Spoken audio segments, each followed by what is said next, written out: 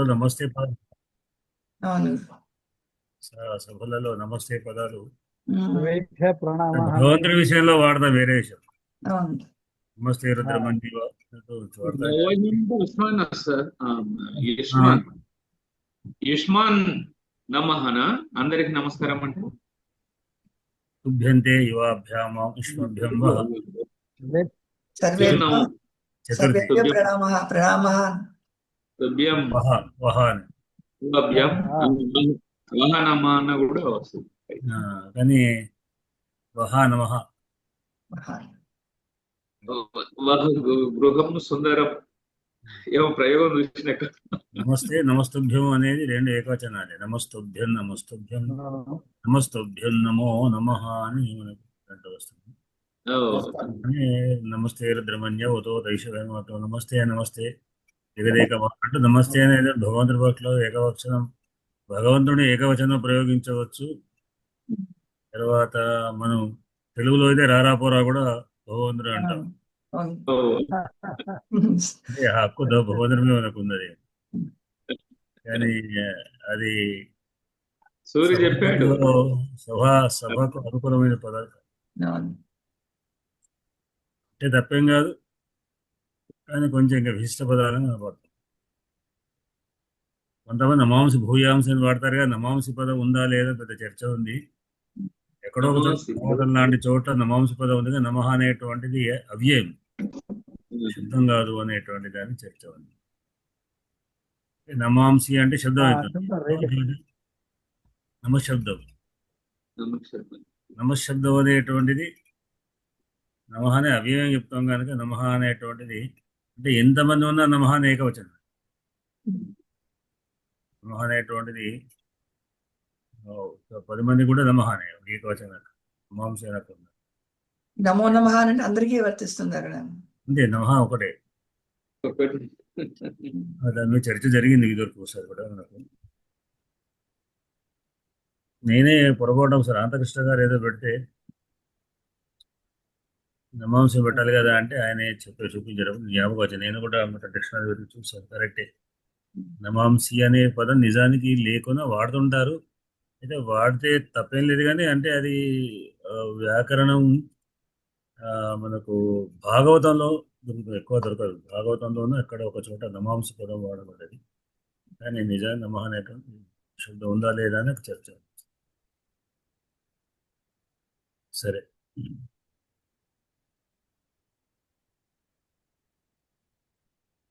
ఇవాళ ద్వితీయ సర్గ 65వ శ్లోకం.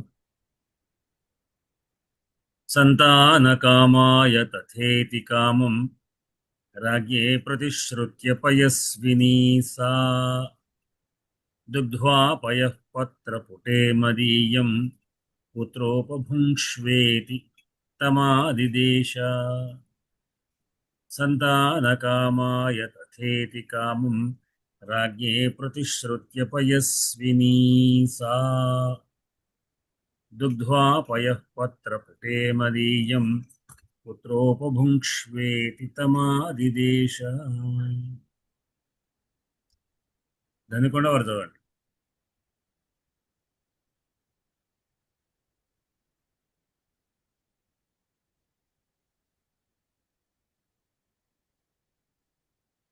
మీ మాట వినబడలేదు, అంటే మీరు అన్నిట్లో ఉన్నా కానీ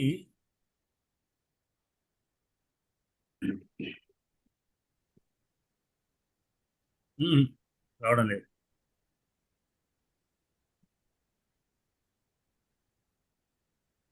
మీరు అది పిన్ తీసేయండి, పెట్టి ఉందా దానికి.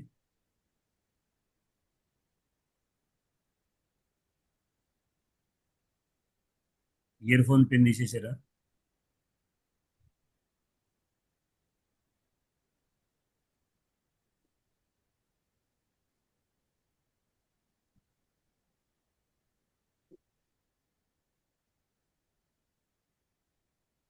చదువుతారా? వస్తుంది మాట, వస్తుంది. రావడం లేదు, మీ మాట రావడం లేదు. భద్రే గారు చదవండి.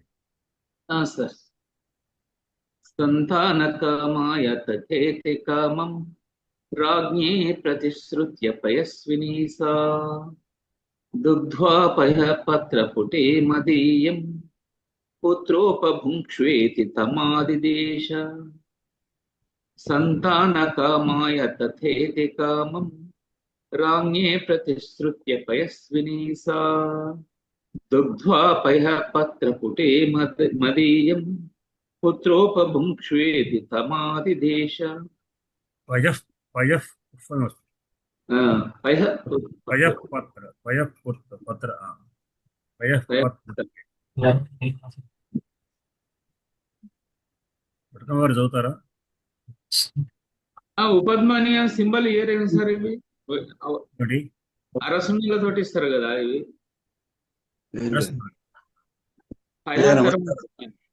అది ఉపధ్మానీయం అని చెప్పి ఉపపద్మానీయం విసర్గం ఉంటే సున్న విసర్గ తర్వాత పా ఉంటే చాలు. అర్ధానుస్వారము అని అర్ధస్వ అనే విధంగా మనకు అక్కడ ఇస్తారు కానీ మనకు ఇక్కడ కనబడదు, అవి లేవు. అంటే ఒక యూను కింద ఏలాగా ఆపోజిట్ లాగా ఉండేటువంటి రెండు కప్పులు ఉంటాయి.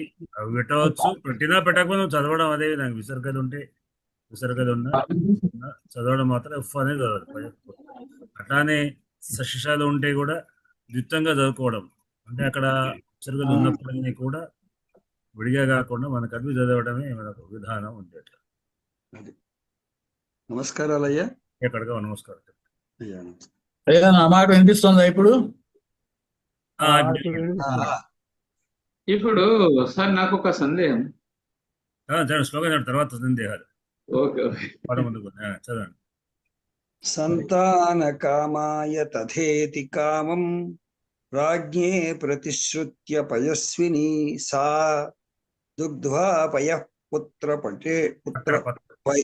దుగ్ధ్వా పయః పత్రపుటే మదీయం పుత్రోపభుంక్ష్వేతి తమాదిశేష దేశ సంతాన కామాయ తథేతి కామం రాజ్ఞే ప్రతిశ్రుత్య పయస్విని సా దుగ్ధ్వా పయః పత్రపుటే మదీయం పుత్రోపభుంక్ష్వేతి తమాదిశేష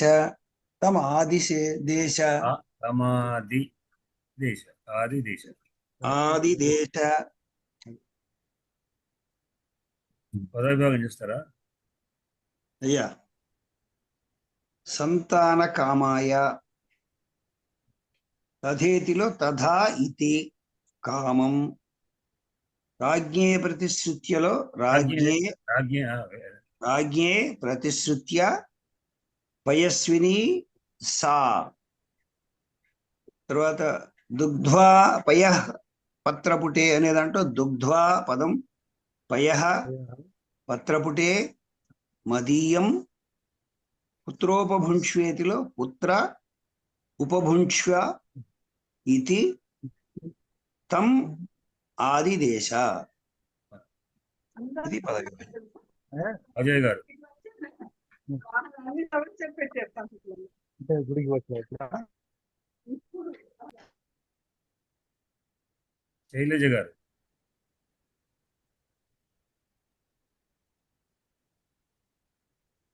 సంతాన కామాయ తథేతి కామం రాజ్ఞే ప్రతిసృజ్య పయస్వినీ సా దుగ్ధ్వా పయః పత్రపుటే మదీయం పుత్రోపభుంక్ష్వేతి తమాదిదేశ సంతాన కామాయ తథేతి కామం రాజ్ఞే ప్రతిసృజ్య పయస్వినీ సా దుగ్ధ్వా పయః పత్రపుటే మదీయం పుత్రోపభుంక్ష్వేతి తమాదిదేశ. గురుగారు విభక్తులు చెప్పాలా?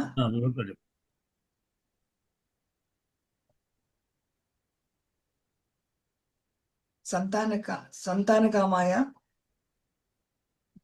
కామాభ్యం కామేభ్యః సంతాన కామస్య విధవా అకారాంత పుల్లింగ చతుర్థేకవచనాంతః తథా అవ్యయం ఇతి అవ్యయం కామం కామం కామో కామాన్ కామశబ్దः అకారాంత పుల్లింగः ద్వితీయేకవచనాంతः राज्ञे राज्ञे राजभ्यां राजभ्यः राजन् शब्दः नकारान्त पुल्लिङ्गः चतुर्थेकवचनान्तः प्रतिसृज्य అవ్యయం లబంతం అవ్యయం పయస్విని పయస్విని పయస్వినౌ పయస్విన్యౌ పయస్విన్యః పయస్విని శబ్ద ఈకారాంత స్త్రీలింగ ప్రథమైకవచనాంతః सा सा ते ता तच्छब्द दकारांत स्त्रीलिंग प्रथमैकवचनान्तः दुग्ध्वा त्वा प्रत्ययन्तम् अव्ययम्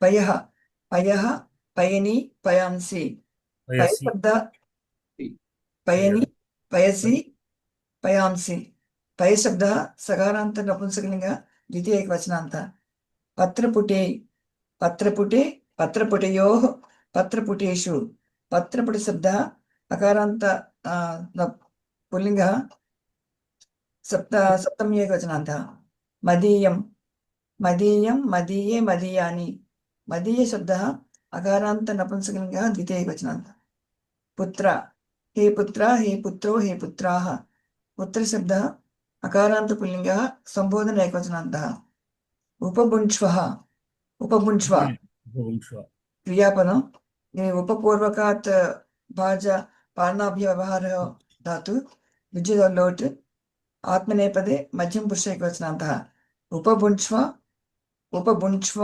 उपभुञ्ज्वाधाम उपभुञ्ज्वद् उपभुञ्ज्वद्वम् उपभुञ्ज्वद्वम् तं तं तौ तान् तच्छब्दः दकारान्त पुल्लिङ्गः द्वितीय एकवचनान्तः आदिदेश क्रियापदम् अंगपूर्वकात् दिशा अति अतिसर्जने धातुः भूते लिट् परस्मैपदे प्रथम पुरुष एकवचनान्तः అంతే కదా దీంట్లో మనకు క్రియాపదాలు ఆదిదేశ ఆదిదేశ ఆదేశ ఒకటి ఉంది ఉపభుంక్ష్వ ఇంకా ఆదిదేశ దుగ్ధ్వా ఆదిదేశ భుంక్ష్వ ఉంది ప్రతిశ్రుత్య ఉమ్. ప్రతిశ్రుత్య కాదు అది అవ్యయం నిబంధన అంటే అవ్యయం అసమావకమైనటువంటి అసమావక్తి అట్లానే దుగ్ధ్వా కూడా ఉంది దుగ్ధ్వా దుగ్ధ్వా కూడా ఉంది. ఇది తోటము అది లెఫ్ట్ నిబంధన అంటే పైన ఉపసర్గ ఉంటే లెప్పు లేకుంటే త్వా వా ముందు త్వా వస్తుంది లెప్పు మనకు పైన ఉపసర్గ ఉన్న ద్వారా ఆ త్వా కాస్త లెప్పుగా మారుతుంది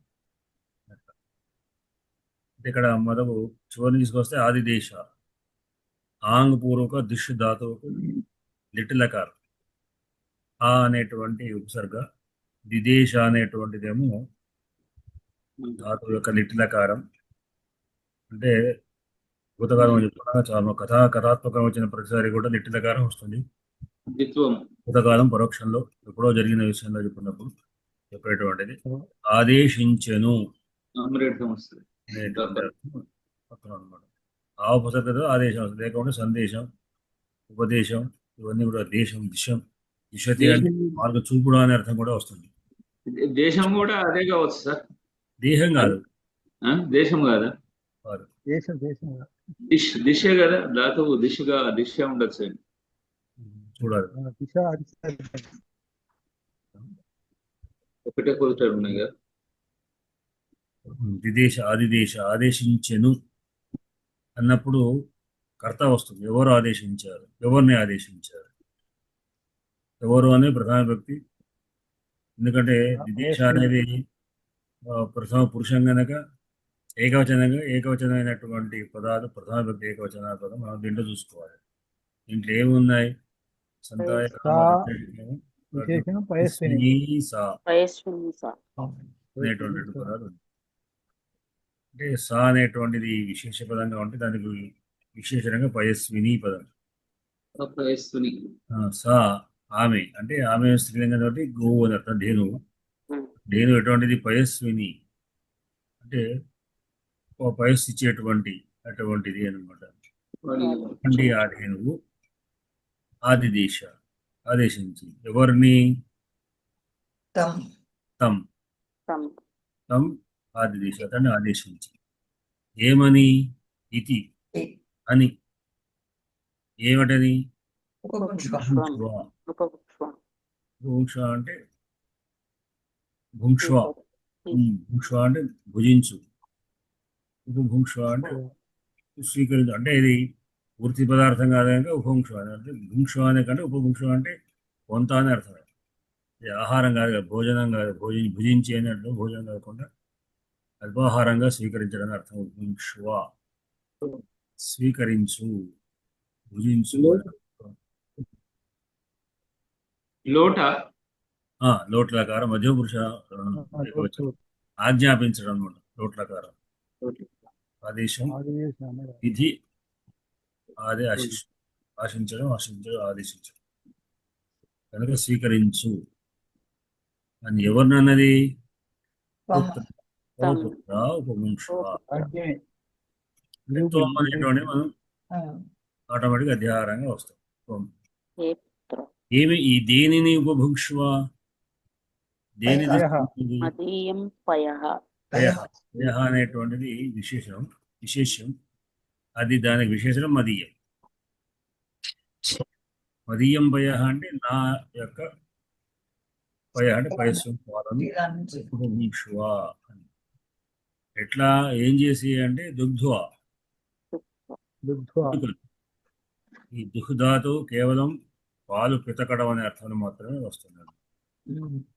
దుగ్ధ అంటే పాలను పిండుకొని. పత్రపుటే దేంట్లో అంటే పత్రపుటే అంటే అక్కడ పాత్రలు ఏం లేవు కదా, కనుక ఓ ఆకు తీసుకొని, అంటే ఎక్కడైనా వనంలో కానీ అక్కడ కానీ ఎట్లా ఉన్నప్పుడు నీళ్లు తాగాలని ఏం చేస్తుంది, ఆకులను తీసుకొని చిన్న దుప్పల్లాగా చేసుకొని వాటిని తీసుకొని తాగడం కానీ చేస్తుంటారు. కనుక ఇక్కడ ఒక పాత్రని తీసుకొని దాన్ని పుటంగా చేసి దుప్పలాగా చేసుకొని దాంట్లో పిండుకొని ఈ పయస్సును ఆ పయస్సును నీవు త్రాగు నాయన కుమారా అని. అంటే ఆమె పుత్ర వాత్సల్యులు, పుత్ర నువ్వు రాజా అనలేదు. రాజాను దిలీప్ అనకుండా పుత్ర అనే పదం అంటే వాత్సల్యం ఆ పుత్ర పదంతో వ్యక్తీకరిస్తుంది. కనుక పయస్విని పదం కూడా పుత్రవాత్సల్యాన్ని వ్యక్తీకరించేది. ఇట్లాంటి ఆమె అంది అని ఏమి అంటే ప్రతిశ్రుత్య. అతనికి ఆమెకి ఏం చెప్పింది అంటే ఇంకా ఏం చేసి అంటే ప్రతిశ్రుత్య అంటే ఏమిటి అంటే ప్రతిజ్ఞ చేసి అనుగ్రహించి అని అర్థం. ఏమిటి సరే అనేటువంటి ప్రతిజ్ఞ అనుజ్ఞను వచ్చింది. ఏమని? ఇది ప్రతిజ్ఞ, ఇది ప్రతిశ్రుత్య అని. ఏమిటి? తథా ఇది, అదే సరే అని. మనం చెప్తున్న కథలో ఎక్కడైనా దేవులు వరం ఇచ్చారు, తథాస్తు అంటారు. తథా అంటే అదే ప్రకారం అస్తోగాక. తథా ఇది సరే అంది. సరే అంటే ఆ వెనక యొక్క మాటను బట్టి ఆమె అంగీకరించినట్టుగా ఏమని? కామం ఆయన ఒక కోరిక విషయంలో తథా ఇది సరే అని. దేనిని తథే అంది అంటే కామాన్ని. ఎవరికి అంటే రాజ్ఞి, రాజునకు తథా ఇది సరే అని అంగీకరించింది. ఆ రాజు ఎట్లాంటి వాడు? సంతాన కామాయ. అంటే ఈ మాటతో మనం ఏదైనా కథ దక్కర్లేకుండా దేంట్లో ఆటోమేటిక్గా వచ్చేస్తాం. ఆయన ఇంతవరకు సంతానాన్ని కోరినటువంటి వాడు అని అర్థం. ఆటోమేటిక్గా వెనక కథను అంతర్భాగంగానే దీంట్లో ఆ మాట వచ్చేసింది. వెనక శ్లోకం చూడాల్సిన అవసరం లేకుండానే సంతాన కాముడు, సంతానాన్ని కోరుతున్నటువంటి రాజుగారికి ఆమె నీ కోరికను, నీ కామం అంటే నీ కోరిక, నీదేదైతే కోరిక ఉందో ఆ కోరికను తథా ఇది. కామం అనేటువంటి కామశబ్దం పుంలింగం కనుక కోరిక అని అర్థం. కామం అనే నపుంసకలింగం బాగా అనే అర్థం వస్తుంది. కామం ప్రకామం అనేటువంటిది ఇంకిలి అనే అర్థం కూడా. ఇక్కడ కామం తథా అంటే ద్వితీయ భక్తి కనుక కోరికను ఆమె ప్రతిశ్రుత్య అంగీకరించి అని అర్థం.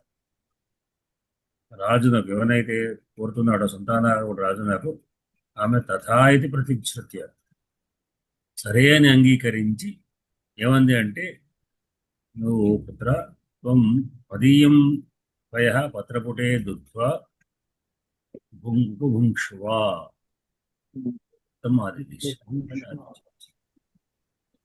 శ్లోకంలో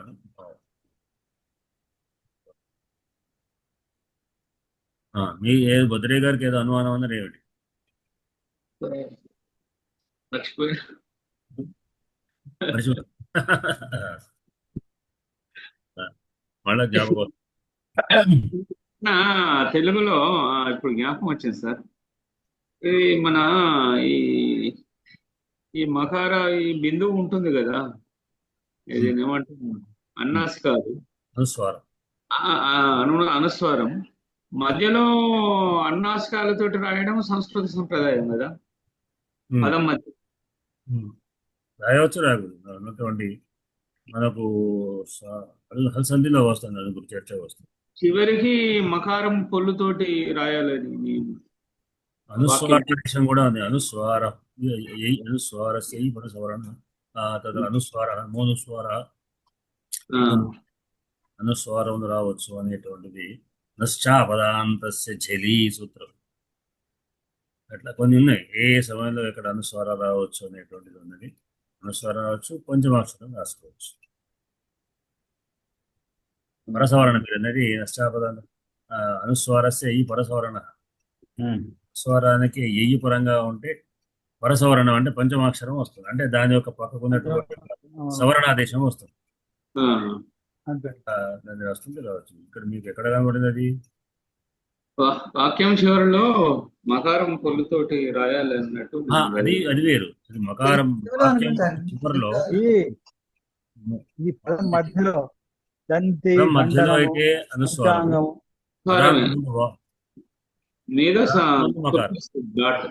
సంస్కృతంలో పదాంతమందు వాక్యాంతమందు ఉన్నటువంటి అనుస్వారము మకారంగానే పూర్తిగా ముగిస్తుంటాం అన్నమాట. అంటే వాక్యం సున్నాతో ముగించవద్దు.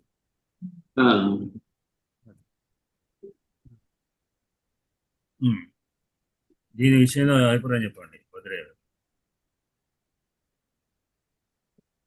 రాజుగారి ఆ కోరికను వారు పూజించేటువంటి నందిని దేను తీర్చడం అనేది ఇందులో ముఖ్యమైన అంశం.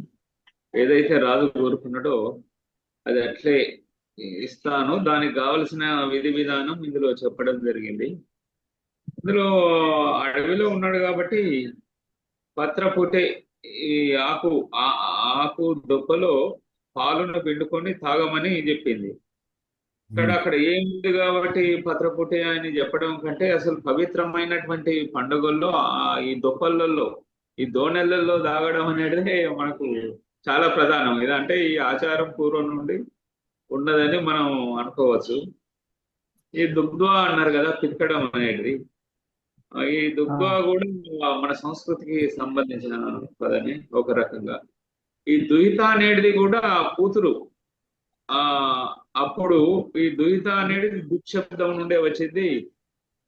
పుట్టినటువంటి అమ్మాయి వాళ్ళ యొక్క బాధ్యత పాలు పిండడం అనేది, ఇది కూడా నేను చదివాను. దుఃఖితాకి వేరే అర్థం చెప్తారు.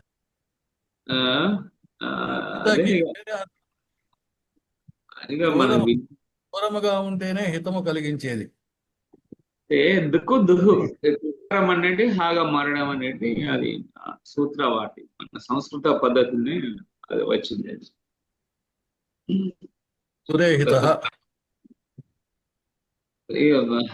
అది నాదు హిత నాదు హిత అని విజయ విలాసంలో వాడాడు. కానీ మరి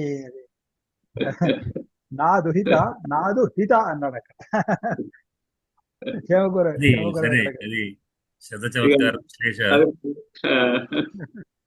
దోగ్ధి వివాహాది కాలే ధనాదికం ఆకృష్య గృహ్ణాతీతి పేరన్నట్టు అద్భుతాతో ఉన్నప్పుడు ప్రత్యంతో దృశ్య అనేటువంటి ప్రత్యంతో దుహిత అయింది. దోగ్ధి వివాహాది కాలే, వివాహ కాలంలో అనేకాన్ని ధనాధికాన్ని ఆకృష గృహ్ణాది, ధనాధికారాన్ని తీసుకొని వెళ్ళిపోతుంది, పిండుకొని తీసుకొని పోతుంది అనమాట తండ్రి గారి దగ్గర నుంచి. పిండడం ఇది కూడా దోగ్ధి అంటే పిండుతుంది, అదే అర్థం. కానీ ధనాధికారి దుహిత రాని మార్పులని వస్తాయి సంస్కృతిలో. అయితే ఒక పండితుడు చెప్పాడండి, అదే గాని ఒక పండితుడు చెప్పాడు, దూరంగా ఉంటేనే హితం కలిగించేది ఇది కాబట్టి దుహిత అని. అంటే వివాహం చేసి అవతలకి పంపించారు. చమత్కారం అది అందులో. అది అలా చెప్పాడు, దూరే హిత అని చెప్పాడు. ఇప్పుడు ఈ తినడం అనేటువంటి అర్థంలో ఇట్లా ఈ రకంగా తీసుకోవడం కొంతవరకు ఇది సబబు, అంతేగాని మరి దూరార్థంలో తీసుకుంటది కాదు. కానీ అంటే ధనాధికారి ఇచ్చి పంపిస్తారు కదా. అదే ఇది కొద్దిగా వరకు మనం అంటే శాస్త్రం ఏం చెప్తా అంటే కన్యను ఊరికే పంపించకూడదు అనేది నియమం. ఎందుకంటే ఏ దానం చేసినా కానీ, దానం చేస్తున్నా కానీ దాని మీద దాన సాద్గుణ్యార్థం అంటే దానం యొక్క ఫలితాన్ని ఇవ్వడానికి కొరకు ఖచ్చితంగా ఇంకొక వ్యవహార ధనం ఇవ్వాలి.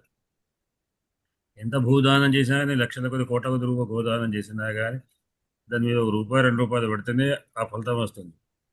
ఈ ₹1 ఫలితం రాదు, నువ్వు పక్కకు పైసలు ఇవ్వాల్సింది. ఎందుకంటే దక్షిణ ఇవ్వడం అనేది విధానం. ఆ దక్షిణలో ఈ వరకట్నం అంటే కన్యాకి ఇచ్చేటువంటి దక్షిణ కూడా ఇవ్వడం అని ఇస్తూ పంపించాలి అనేటువంటిది విధానం ఉంది.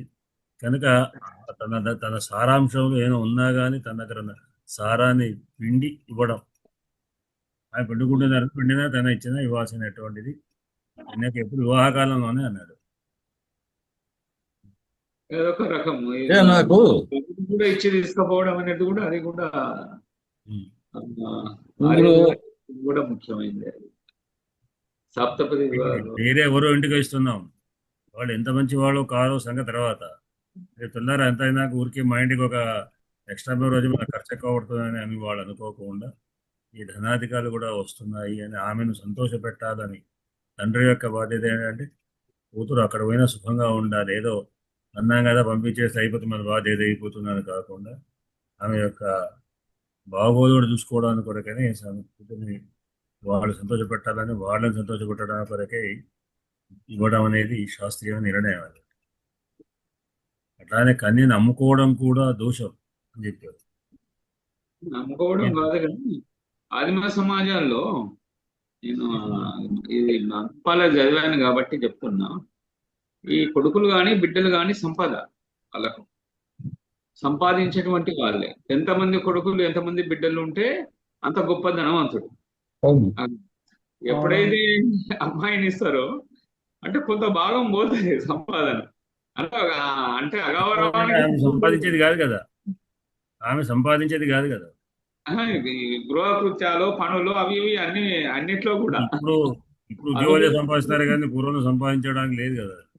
ఎదురు ఇవ్వడం అనేది ఏదో సంపాదనకు తన నుంచి పోయింది అనుకోవడానికి వీల్లేదు. వివాహాల్లో కూడా ఒక వివాహం ఉన్నది సార్, నాకు సప్తపది వివాహం అది ఏదో వివాహంలో 8 రకాల వివాహాలు తండ్రికి ఇచ్చి పిల్ల తండ్రికి అది ఉన్నది. కానీ 8 వివాహాలు ధర్మశాస్త్రం అంగీకరించింది కాదు, 8 విధానాలు చెప్పింది అంతే. దాంట్లో 2 మాత్రమే ధర్మశాస్త్రానుగుణం, మిగతాయి కావు. రాక్షస వివాహం కథలు ఉన్నాయి. అట్లానే తండ్రికి ధనం ఇచ్చి వివాహం చేసుకోవడం ఉన్నది. 4 వివాహాలు కానీ అది ధర్మబద్ధకం కాదు. వేడుకే కానీ బార్గెనింగ్ గా ఉండకూడదు, బార్గెనింగ్ గా ఉండకూడదు, సంతోషంతో ఇచ్చేదిగా ఉండాలి. సంతోషంగా ఏదే అసలు సంతోషమా కాదా సంగతి అటు పక్క పెట్టండి.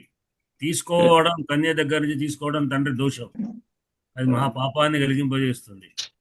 అన్ని వ్యవహారాలు వేరు, శాస్త్రం వేరు. లోకంలో వ్యవహారం ఉంది అనేటువంటి విషయాన్ని మాత్రమే చెప్పింది అక్కడ. 8 రకాల వివాహాల్లో అదొక వివాహం.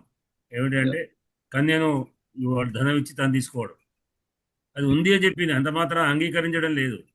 అంగీకరించింది కేవలం బ్రాహ్మీ వివాహం మాత్రమే. అంటే ధర్మబద్ధకంగా తండ్రి కన్యాదానం చేసేటువంటి ఒక వివాహమే ధర్మబద్ధమైనటువంటిది. రెండోది అనేటువంటి అవి కూడా ఇంకా స్పష్టంగా స్వయంవరం లాంటివి కూడా కాదు, అయినా కాకపోతే ఇక్కడ స్వయంవరం చేసుకున్నా మళ్ళీ బ్రాహ్మీ విధానాన్ని పెళ్లి చేసుకున్నాడు, అంతేగాని పెళ్లి చేసుకుని వెళ్ళిపోలేదు. ఇక్కడ గురుగారు ఇక్కడ ఈ గొప్పలు పెడతారు చూసారా, దీని దగ్గర నాకు ఒక డౌట్. ఇప్పుడు ప్రాచీన కాలంలో గిన్నెలు అవి చెంబులు తయారు అయినప్పుడు ఈ ఆకు తొప్పలు వాడారు అనుకోండి. ఇప్పటికి కూడా ఆచారంగా అదే వాడుతున్నారు. ఇప్పుడు మన క్రతువుల్లో కూడా ఆకు దొప్పలు కూర్చి ఇలాంటివి వాడతారు. అవే వాడాలి అనేది శాస్త్రమా, లేకపోతే గిన్నెలు లేని కాలంలో అవి వచ్చాయి కాబట్టి అవే వాడుతున్నారా? కటకమారు చెప్తారు దీని గురించి ప్రత్యేకంగా. ఎందుకంటే ఇది మనకు ఆయుర్వేదం అంగీకరించినటువంటి దాని ద్వారా ఏ విధమైనటువంటి ఒక్కొక్క ఆకు నిజానికి కంచాలు తినడం అనేటువంటిది ఆరోగ్యాన్ని కలిగింపజేస్తుంది, అనారోగ్యాన్ని. ఎందుకంటే ఒకరు తిన్నటువంటి ఎంగిల్ని మనం ఇంకో పాత్ర తింటున్నాం. నిజానికి అది ఉచ్చిష్ట భాగం కింద లెక్క. అవును, చెప్పాలంటే విస్తరలో తింటమే శ్రేయస్సు. ఇంకోటి ఆ ఆకులలో కూడా ఒక్కొక్క ఆకు ఒక విశేషమైనటువంటిది ఉండి అది శరీరానికి ఆరోగ్యాన్ని కలిగింపజేస్తుంది. ఆహారంలో ఉన్న పదార్థం ఎట్లా చేస్తుంది, వాడేటువంటి పదార్థం. అందుకరికి ఇప్పుడు మా నాన్న చెప్తున్నారు ప్లాస్టిక్ వాడకండి అంటున్నారు. ప్లాస్టిక్ దాంట్లో నీళ్లు తాగితే ఏమవుతుంది?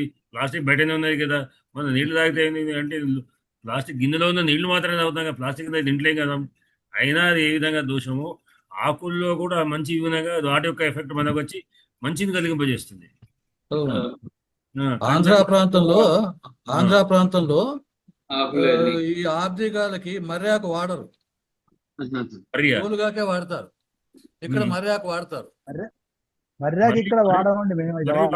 మర్రి లేదు, మర్రి వాడం. మర్రి కాదు, దాని పేరేమిటి వాడతారు? పాలాకు. అక్కడ లోలుగాకు వాడతారు, లోలుగాకులు వాడతారు. అయితే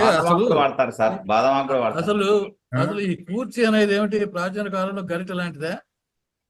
కూర్చా అంటే వేరు. కూర్చా అంటే వీటిలో హస్తోదకం ఇట్లా ఇస్తారు, చేస్తారు కదా. అది ఏమిటి అసలు ఆ కూర్చి? స్పష్టంగా కూర్చోండి గడ్డం అని అర్థం.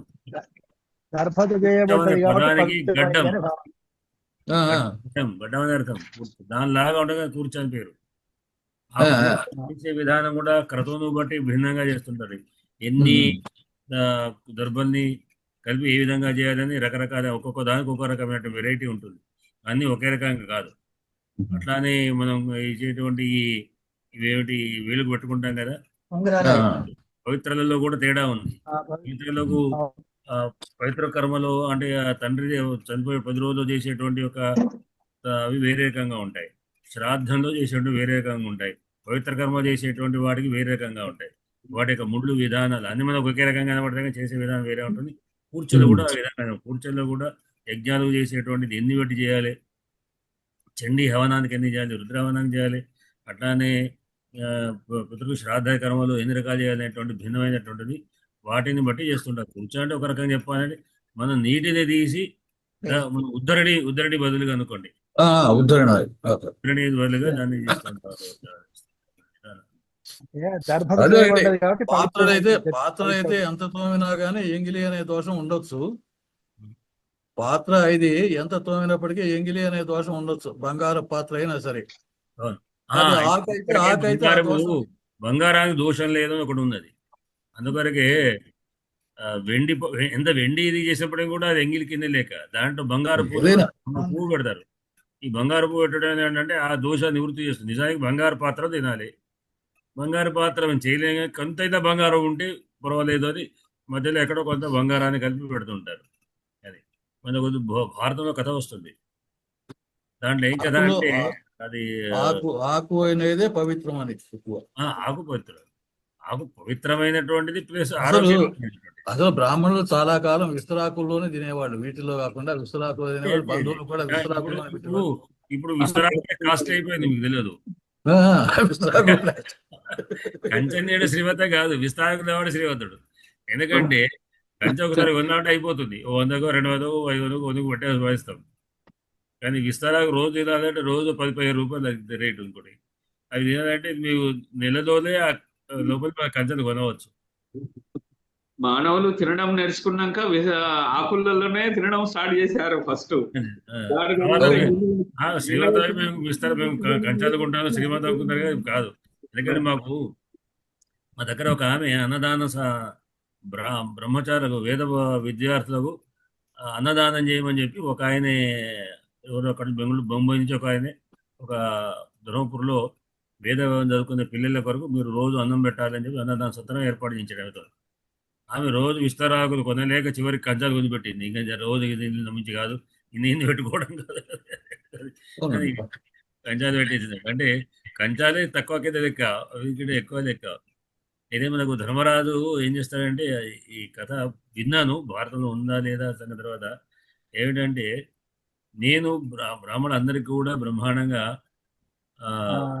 వీటిలో కంచాలో పెట్టి తినిపిస్తున్నాను అని, అంటే నేను ఇంకా అందులో బంగారు పాత్ర వాట పెట్టి తినిపిస్తున్నాను, నేను బాగా శ్రీమంతుడిగా పెట్టాను, నేను గొప్పవాడిని, బంగారు కంచాలు పెడుతున్న వల్ల నేను ఒక గొప్ప ఉత్కృష్టమైన కర్మ చేస్తున్నాను, గొప్ప అని కొంచెం ఎక్కడో గర్వంగా ఉంటే, ఆయన తర్వాత కాలం అక్కడ తీసుకెళ్తే బలిచక్రవర్తి దగ్గరికి తీసుకెళ్ళి, బలిచక్రవర్తి దాంట్లో పాతాళంలో బలిచక్రవర్తి తీసుకోవడం, బలిచక్రవర్తి అక్కడ పక్కకు బోళ్ళని బంగారు ఆకులతో చేయబడే విస్తలాకులన్నీ కనబడి పడిపోయినాయట. అయ్యో ఈ బంగారం అంతా పడేశారు అంటే, ఇవి ఎంగిలాకులు, రోజు ఒకసారి వాడింది మరొకసారి వాడకూడదు కదా, ఇది పక్క పడేశారు అన్నారు. ఏమిటి బంగారు ఆకులతో చెప్పి విస్తరలో అని. ఈ నిజమా కాదు కథ ఉందో కానీ మొత్తం చమత్కారం. అంటే ఒకసారి వాడినటువంటిది ఇంకోసారి వాడకూడదు, కానీ మనం తప్పని పరిస్థితి తినేస్తాం, అవే వాటితో తినేస్తాం. అయితే దాంట్లో ఉన్నటువంటి లోహపు సంబంధమైనటువంటి యొక్క ఎఫెక్ట్ కూడా మనకు పడుతుంది. దాకా వాటి సంగతి విడిచిపెట్టే ఇప్పుడే స్పష్టంగా అందరు చెప్తూ ఉన్నారు. మీరు ఇప్పుడు ఈ విస్తరాకులు మనం కొంటే ఇప్పుడు విస్తరలు ఏమైనా ప్లాస్టిక్ విస్తరలే వస్తున్నాయి, అవి ఇంకా క్యాన్సర్ కలిగింపజేసేటువంటివి. అంటే దాన్ని లామినేషన్ చేస్తున్నారు. లామినేషన్ చేస్తే ఏమన్నా వేడి దానికి దాగి ఇంకా లేనిపోతే తయారవుతుంటాయని చెప్తుంటారు. కనుక ఆకులు ఆరోగ్యాన్ని కలిగింపజేసేటువంటి అది కడకమారు దీని గురించి బాగా చెప్తారు విశేషంగా. ఇంట్లో బంధువులు వచ్చిన ఫంక్షన్లు అయినా పండుగలు పబ్బాలైనా విస్తార ఆకులు మాత్రమే వాడేవాళ్ళం ఆ రోజు. ఇంకోటి ఏంటంటే మనం జనరల్ గా ఎంత భోజనం మన ఇంట్లో మనం కంచాల్లో తిన్నా, ఏదైనా పెడితే పుణ్యకర్మ చేసినప్పుడు ఖచ్చితంగా విస్తరాకునే పెట్టాలి, కంచాలు పెట్టకూడదు అనేటువంటి నియమం ఉంది. శ్రాద్ధకర్మలో ఇంకేదో బ్రాహ్మణు మిథున భోజనం లేదా బ్రాహ్మణ భోజనం పెట్టడం, ఇవన్నీ కంచాలు పెట్టడం విధానం లేదు. అందుకే మామూలుగా మన రోజుల్లో, అయ్యా గురువు గారు నమస్కారం, నమస్కారం. ప్రతి ఇంట్లో బ్రాహ్మణుడి ఇంట్లో ఒక బాదాం చెట్టు ఉండేదండి. బాదాం కూడా మీరు పల్లెటూర్లలో చూస్తే ప్రతి బ్రాహ్మణుడి ఇంట్లో ఇంటి ముందు బాదం చెట్టు తప్పకుండా ఉంటుంది. ఎందుకంటే సులభంగా దొరికేటటువంటి విస్తారంగా పెద్దగా ఉండేటటువంటి బాదం ఆకు, అంటే అది అధమం అయినప్పటికీ కూడా శ్రేష్టమేం కాదు, మోదుగు శ్రేష్టం. మోదుగు ఆకు, ఎందుకంటే మోదుగు చంద్రుడికి సంబంధించినటువంటి పత్రం, అది చంద్రుడికి సంబంధించినటువంటి పత్రం కాబట్టి అది విశేషమైనటువంటి ఐశ్వర్య ప్రదాత అనేటటువంటి ఒక నమ్మకం ఉంది. కాబట్టి మోదుగాకులు లేదా తామరాకులు మనకు లభ్యం కావు, కానీ తామరాకులు కూడా. ఇంకా తర్వాత ఇది బాదామాకు అనేటటువంటిది ఒక అధమమైనటువంటిది, అంటే అది కూడా ఇందులో ఒక కేటగిరీ, థర్డ్ కేటగిరీకి. దీనికంటే మర్రి ఆకులలో కూడా పెట్టుకొని తింటారు, మర్రి ఆకులు కూడా. అయితే ఒకటేంటంటే ఈ ఆకులకు పొలుసులు ఉంటాయి, కాబట్టి ఏ పొలుసులు ఉండేటటువంటిది అనారోగ్యము, ఆరోగ్యం అనేటటువంటిది ఒక నిర్ధారణ చేయబడింది. కాబట్టి ప్రతి ఆకుకు సూక్ష్మమైనటువంటి కేసరాలు ఉంటాయి. అది మనకు కనిపించకపోయినటువంటి కేసరాలు కనిపిస్తాయి ఆకు మీద, సూక్ష్మమైనటువంటి. కాబట్టి ప్రతి ఆకు కూడా. ఇంకోటి ఏంటంటే అరిటాకులలో కూడా భోంచేస్తారు. అరిటాకులలో పెడితే ఒక కథను చదివాను నేను. ఒక అతిథి ఇంటికి వచ్చినప్పుడు అరిటాకులు అన్నం పెట్టి కూరలు వడ్డిస్తే, అది ఇందులో గనక విషపూరితమైనట్టయితే వెంటనే ఆకు నల్లగా మారిపోతుంది. అది చూసుకొని వాడు జాగ్రత్త పడతాడు అని. లేకుంటే గనక అది నేను కూడా విన్నాను. తర్వాత సరే, మనం సబ్జెక్ట్ లోంచి పక్కకు చాలా వెళ్ళాం. పత్రపుటే అనేటటువంటి దగ్గర నుంచి ఇక్కడ దాకా వచ్చాం. కానీ నాకు ఇందులో ఈ శ్లోకంలో ఒకటి కనబడింది ఏంటంటే, ఆ పయస్విని ఆవు ఇతనికి మరొక పరీక్ష పెట్టినట్టు కనిపించింది నాకు. ఏమిటి మరొక పరీక్ష అంటే, ఇతని యొక్క ఆతృత ఎంత ఉందంటే నాకు సంతానం కావాలి, నా వంశం అభివృద్ధిలో చెందాలంటే నాకు ఒక సంతానం కావాలి అనేటటువంటిది ఉంది. అలాంటప్పుడు ఆ ఆవు ఏం చెప్పింది, వెంటనే నువ్వు పాలు పిండుకో, ఆకులో పిండుకొని తాగు అని చెప్పింది. చెబితే ఇతను ఒకవేళ అంటే ఆ కోరిక బలీయమైనటువంటిది అయితే దాంట్లో కొంత అధర్మం కనబడుతుంది. ఎప్పుడైనా కోరిక బలీయంగా ఉన్నప్పుడు దాని వెంట కొంత అధర్మం ఉంటుంది. ఎందుకంటే మనం బాటలు పెడుతున్నాము, ఇక్కడ దోస చేను కనబడింది, దోసకాయ తినాలనిపించింది, వెంటనే దోసకాయ కోసుకొని తింటాం. అంతేగాని అరే వాడు రైతు పండించుకున్నాడే, అక్కడ ₹1 పెట్టి తిందాం అని అనుకుంటామా? అనుకోం. కలికాలంలో అట్లా అనుకోకూడదు కూడా. కానీ ఇక్కడ అందుకే ఆవు ఇతన్ని మరొక రకంగా పరీక్షించినట్టు, వెంటనే నువ్వు పాలు పిండుకొని తాగు అన్నది. అనగానే అతను తొందర పడలేదు అనేది మనకు తర్వాత శ్లోకాలలో అర్థమవుతుంది. ఎందుకంటే నీ పాలను నేను పూర్తిగా తీసుకోవడానికి అర్హుడిని కాను. ఎందుకంటే ఒక రాజుకున్నటువంటి లక్షణం ఏంటంటే, మన గవర్నమెంట్కు ఉన్నటువంటి లక్షణం ఏంటంటే 6వ వంతు మాత్రమే తీసుకోవడానికి అర్హుడు. ఒక రైతు పొలంలో నా పొలాన్ని నేను ఒక రైతుకి ఇచ్చాను, అతని దగ్గర నుంచి నేను కౌలు ఎంత తీసుకోవాలి? అతను పండించినటువంటి పంటలో అతని పెట్టుబడులు ఖర్చులు పోను, మిగిలిన దాంట్లో 6వ భాగాన్ని మాత్రమే తీసుకోవాలి నా భూమి పన్ను కింద, భూమి కింద. ఇది రాజుగా అతనికి తెలుసు. కాబట్టి తాగు అనగానే వెంటనే దొప్ప పట్టుకొని రెడీగా కూర్చోలే. అక్కడ ఆవు మరొక పరీక్ష పెట్టినట్టు అనిపించింది. అంత దూరం పోలేదు కదా మనం. ఆవు ఎందుకు చెప్పింది ఇలాగా? ఆవు ఎందుకు చెప్పింది ఇలాగా అంటే అతన్ని ఒక పరీక్షించడానికి చెప్పినట్టు. నీ తొందర ఏంటి, నీ ఆత్రుత ఏంటి, నీ ఆత్రుత ఎంతవరకు తెలుసుకోవాలనే ప్రయత్నం చేసింది ఆవు అని. అంటే ధేనువు కూడా అతన్ని మరొక పరీక్షకు గురి చేసిందని నా అభిప్రాయం. నమస్కారం. తర్వాత భారతంలో గురు దక్షిణ గురించి కథ వస్తుంది. తర్వాత ఇప్పుడు ముఖ్యంగా ఆవు ఏమన్నది? ఆజ్ఞాపించేసింది. అది దేశ ఏమని చెప్పింది? నువ్వు పాలు పిండుకొని తాగు అన్నది. పాత్రలు లేవు కదా, అయితే ఒక ఆకు తీసుకోమన్నది. అంటే వెంటనే తాగమనేగా అర్థం. అది ఒక పరీక్ష అంట. నేను ఒక శాస్త్రమే కాకుండా సామాన్య పౌరుని బాధ్యత కూడా అంతే. ఇప్పుడు కూడా పాలు తాగినాక, పాలు చేపించి అది కొంత తాగిన తర్వాతనే పిండుకొని వాళ్ళు ఎంత కావాలనో విడిచిపెడతారు. ఫస్ట్ అది తాగుతుంది. నియమం కూడా ఉందండి అయ్యా భద్రయ్య గారు. మా దగ్గర ఒక నియమం ఏంటంటే, పెయ్యదూడ పుడితేనే పాలు పిండుతారు. ఒక కోడెదూడ పుట్టింది అనుకోండి, కొన్నాళ్ళు మొదట్లో పిండుతారు, తర్వాత ఆపేస్తారు పిండడం. ఏంటంటే కోడెదూడ ఉందండి అక్కడ, దానికి పాలు ఎక్కువ కావాలి దానికి, అందుకోసం అసలు పిండరు, వదిలేస్తారు. ఇది మా దగ్గర ఉన్న ఆచారం. బాగా తాగితే కూడా వాటికి ప్రాబ్లం అవుతుంది, సమస్యలు వస్తాయని చెప్తారు. నేను విన్నా చిన్నప్పుడు. అంటే ఇక్కడ తాగడం క్వశ్చన్ కంటే గురువు గారి యొక్క ఆజ్ఞ తీసుకోవడం అనేది ప్రధానమైనది. గురువు గారి ఆజ్ఞ తీసుకోకుండా, అట్లా మీరు అన్నట్టుగా లేఖకి ఇవ్వకుండా, అది ఈ రెండు లేకుండా తాను తీసుకోవడం ధర్మం కాదు అని చేస్తాడా లేదా అనేటువంటిది ఇక్కడ ఆవు యొక్క పరీక్ష అంటారు వారు. అది అంటే మనకు భారతంలో కథ వస్తుంది. దాంట్లో ఏంటంటే ఒక గురువు గారు, కౌత్సుడే కావచ్చు గురువు, ఆ గురువు గారు తన శిష్యుడికి రకరకాల పరీక్షలు పెడతాడు ఆహారం తీసుకోకుండా. చివరికి వాడు ఏదో ఒక అర్కపత్రాలు తిని కళ్ళు పొడగొట్టుకుంటాడు. గుడివాడై దాంట్లో పడిపోతాడు.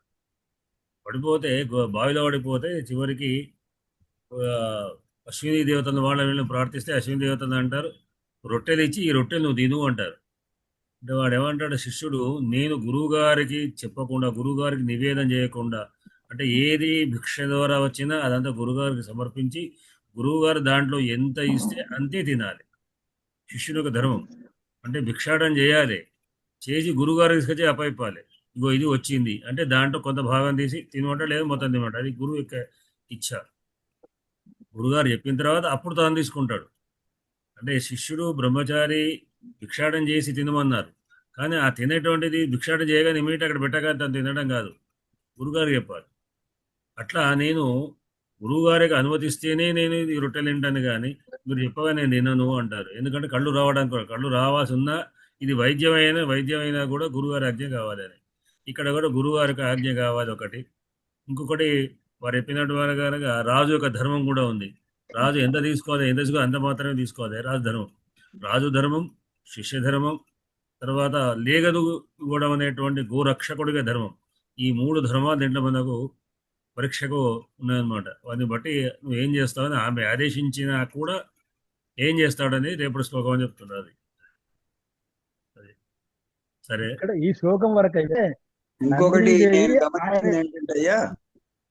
నేను గమనించింది ఏంటంటే గుంటూరులో నేను చూశాను, ఈ వేద పండితులు పిల్లలు మాదా కవళం అని వస్తారు. వాళ్ళు ఒక ఇంటి ముందు 3 సార్లు కేక వేస్తారు మాదా కవళం అని. ఆ తర్వాత 4వ కేక వేయకుండా వెళ్ళిపోతారు. ఈలోగా వీళ్ళు తెచ్చి పెడితే అది తీసుకుంటారు, లేకపోతే అక్కడ నిలబడరు. ఇంకా ఏంటి వీడు తెచ్చేలాగానే వెళ్ళిపోతున్నాడు ఏంటి అని నేను అడిగాను. అడిగితే మాదా కవళం యొక్క నియమం అది, కేవలం 5 ఇళ్ళే అడుగుతారు, 6వ ఇల్లు అడగరు. ఎంత లభ్యమైతే అంతే తీసుకుంటారు. అది సన్యాసి ధర్మం, అది ధర్మం. సన్యాసి ధర్మం. విద్యార్థులు వేద విద్యార్థులు నేను చూసి 5 సార్లు మాత్రమే, 5 ఇళ్లలో మాత్రమే తీసుకోవడం సన్యాసి ధర్మం. అది అంతకు మించి అంటే బ్రహ్మచారి ఎంతైనా తినవచ్చని ఒకటి ఉంది. వాడికి అంతే వెళ్ళిపోతుంటారు. అప్పుడు నేను అడిగాను అనమాట మా పెదనాన్న గారి, ఏంటి వాళ్ళ పరిస్థితి అంటే ఇది సంగతి. కాబట్టి మనం ఎప్పుడైతే వాడు మొదటి కేక వేశాడో అప్పటికే మనం పాత్ర సిద్ధంగా ఉండాలి, ఆహారం తీసుకొని రావాలి. అంతేగాని వాడే అరుస్తాడులే, వాడే పోతాడులే అంటే మనం పెట్టనట్టు లెక్కే. కాబట్టి అది ఒక నియమం ఉంటుంది. అంటే తీసుకోవడానికే ఒక నియమం ఉన్నది అనేది ఒక ధర్మం. మొదలు అవతల వాడు ఇచ్చినప్పటికీ మనం నియమం, అది యాచన. ఇదే యాచన నియమం. యతి ధర్మాల్లో కూడా 5 ఇళ్లలో దాంట్లో అది కూడా ఇంట్లో వచ్చుడు కాదు, ఇంటి ముందు రాసి మీరు అన్నట్టుగా భిక్షా భవతి భిక్షాందేహి అని కేవలం హస్తపుటాలు కరపుటాల్లో మాత్రమే అడిగి అది తీసుకొని తినడం అనేటువంటి విధానం ఉంది. అది ఎంత పెడితే వాళ్ళు చేతిలో పెట్టేది మాత్రం తినాలి, అక్కడిదక్కడ తిని వెళ్ళిపోవడం. ఇట్లా 5 ఇళ్లలో తినాలి. 5 ఇళ్లలో పెట్టింది ఎంతో అంతే తినాలి. కానీ 5 ఇళ్లలో ఒకవేళ పెట్టకపోయినా తక్కువ అయినా ఇంకో ఇంటికి అడగడానికి వీలేదు. ఒకవేళ 5 ఇళ్లలో పెట్టకపోతే ఆ రోజు నిరాహారం అనేది యతి ధర్మాల్లో ఉన్నటువంటిది. ఈ అగస్త్యుడు కాశీని శ్లోకాల్లో ఉంది. భర్తృహరి శ్లోకాల్లో భర్తృహరికి వైరాగ్య వ్యాసుడు అనుకుంటా సార్. అగస్త్యుడు కాశీని శపిస్తాడు. భీమఖండంలో ఉన్నది, భీమఖండంలో ఉన్నది. వ్యాసకాశి అనేది ఉంది అక్కడ. వ్యాసుడేనా? అక్కడ కాశీ అడుగు వ్యాసకాశి ఉంది. అన్నపూర్ణాదేవి ఫోటోలో ఉంది, మేము పోయి వచ్చాం వ్యాసకాశి.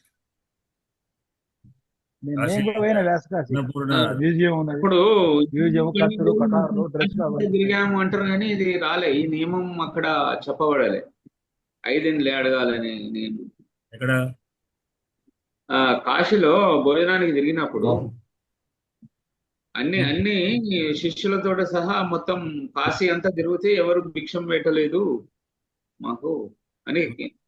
అవి మారుతూ ఉంటాయి రండి. అంటే నాకు తెలిసినంత బ్రహ్మచారం లేదనుకుంటున్నారు. ఎందుకంటే బ్రహ్మచారులకు భోజనీయం ఇంత అని లేదు, ఎందుకంటే వాడు పిల్లలు ఆకలితో ఉంటారని నేను విన్నది.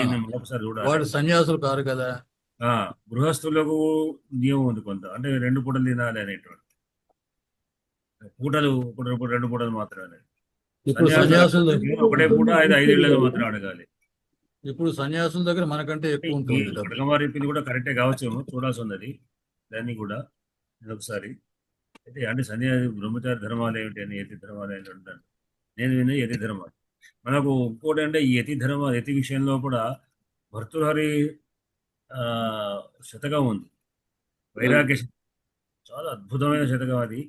మనకు నిజంగానే మనకు కూడా వైరాగ్యం కలిగి ఒక్కసారి మనం కూడా ఆ సన్యాసి కసిపోదాం అన్నంతగా అనిపిస్తుంది.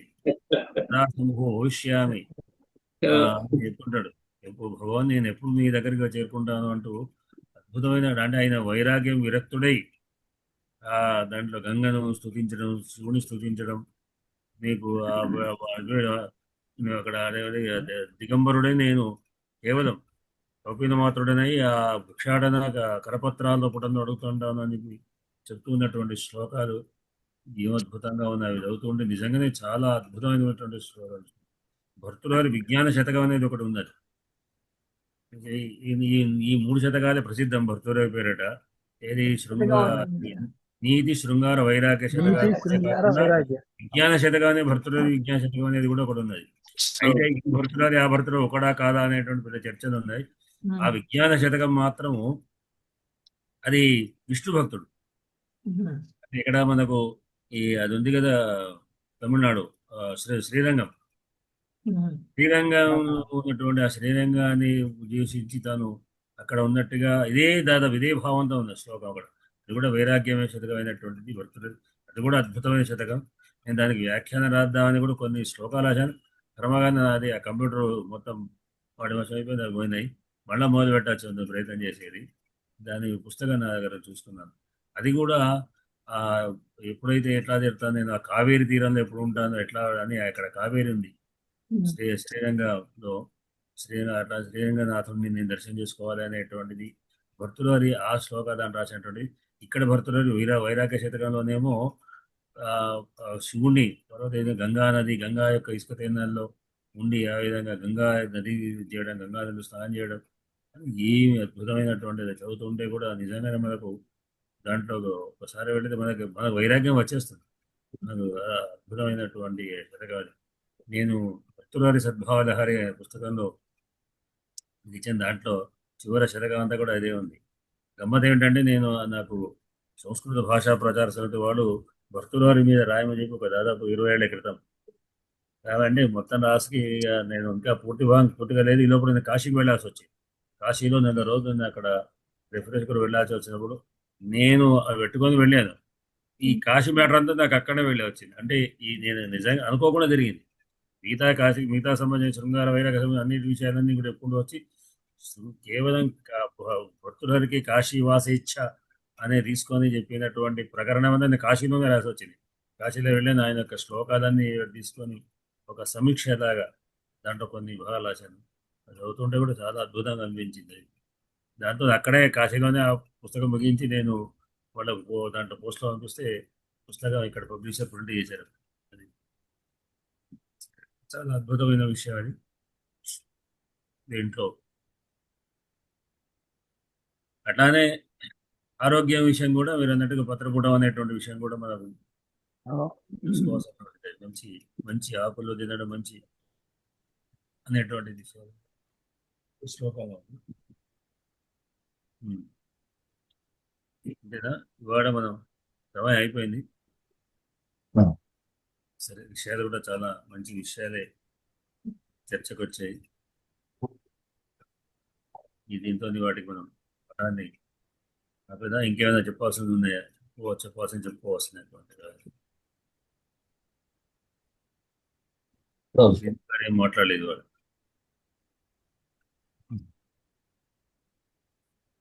సరే అండి. స్వస్తి ప్రజాభిః పరిపాలయంతాం న్యాయేన మార్గేణ మహీమహీషాః గోబ్రాహ్మణేభ్యః శుభమస్తు నిత్యం.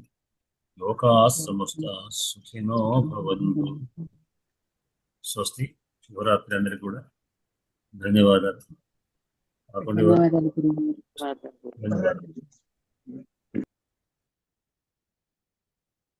నేను చేస్తున్నాను.